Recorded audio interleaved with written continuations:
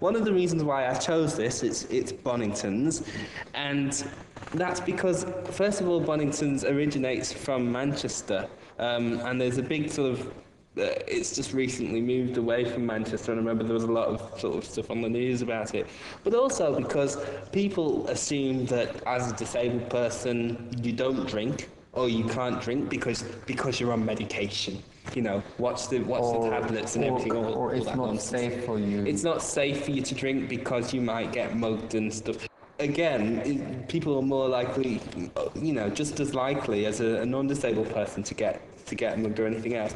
And I suppose, really, I just want to be able to have a laugh. I want to be able to, you know, have fun, and forget my inhibitions now and again, even though I'm a very kind of professional person, and, you know, keep my composure most of the time. So that's why I chose the beer can, really.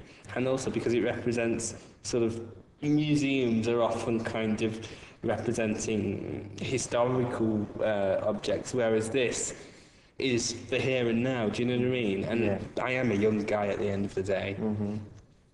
So, is there a particular incident that you would like to share now with us, that any experience regarding when you were out and about and the barriers that you came across being a disabled person, which a non-disabled person might not face? Yeah, again, to be quite brief, because I could go on forever about this. You know, there was this one particular occasion I was going into a nightclub, and there were steps to get into the nightclub. This is a nightclub in Manchester, which shall remain nameless.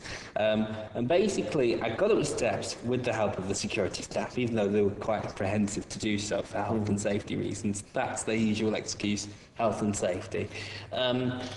And then, to my surprise, I found an accessible toilet. Now, you wouldn't expect to find an accessible toilet in a place that you can't even get through the door. It just seemed a bit ironic, really. Opened the door anyway, and guess what I found? A load of boxes full of toilet rolls and cleaning utensils and everything. I couldn't use it.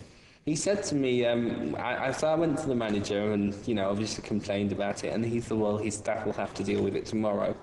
And I said, well, actually, that is under the Disability Discrimination Act. That's not considered a reasonable adjustment. And as much as I hate doing this because it gives people the impression you've got a chip on your shoulder, I turned around and said, you know, quite frankly, I could take legal action against you for this if I wanted to. Ironically, after that, you know, 5 minutes later, he came to me and the place was clear.